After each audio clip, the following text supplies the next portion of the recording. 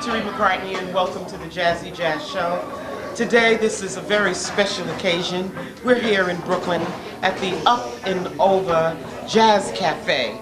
We're here with one of the proprietors, Mr. Bob Myers. Bob, we're very glad to be here at your lovely establishment and welcome to Jazzy Jazz. Thank you, TORRIE, for coming out.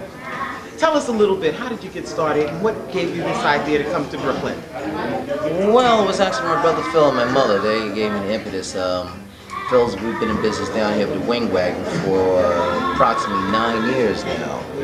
And they, upstairs was open, so they know, our love for jazz and my grandmother and my family's roots in jazz and the history of it and the history of jazz in Brooklyn. And they used to frequent a lot of these places on Fulton Street, Putnam Central, Blue Cornet, the Continental, etc., the Id, and there's a void for really a club-style jazz club in Brooklyn. Because there were bars, lounges, and restaurants that have jazz, but not a club-style, intimate environment. That's true. We don't have a real jazz club. Ted, please come join us. This is our other proprietor of the Up and Over Jazz Cafe. And tell us, what inspired you to get involved with a jazz club in Brooklyn?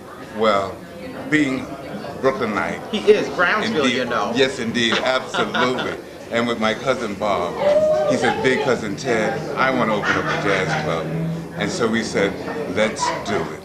And hopefully understand that we can bring all the arts and put emphasis on the artist and the art of jazz to Brooklyn. And you have done that. You've had many renowned artists. And name some of the artists that you've had appearing at your club. Well, when we first opened TORRIE, we was blessed to have our Vesta Garnett group came in with Cyrus Chestnut. So Cyrus was the first person really so-called break into piano. And then after that we had a litany of good pianists. And, Cecil Payne, well, he became a saxophone player.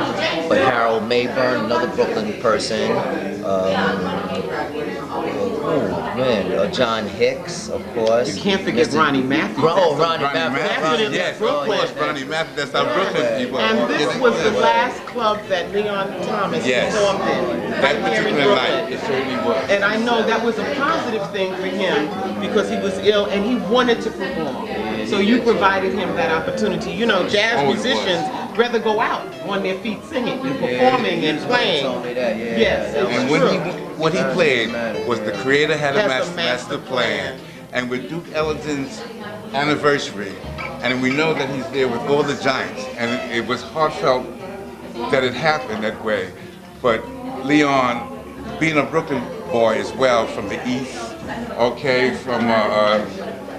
he did so many things. He was an activist in our community and whatnot, and it was very heartfelt, and they gave us such a memorial tribute to Leon Thomas, and hopefully his legend will live on. Well, I'm glad you guys are in Brooklyn, and we're going to give you a proper welcome to Brooklyn. This is the homecoming weekend. Yes, this is Brooklyn. Yes. And we have our Deputy Borough President here, and we're going to be right back, and she's going to give you guys a proper welcome to Brooklyn. Oh, well, so stay tuned to Jazzy Jazz. Thank you. Thank you very much.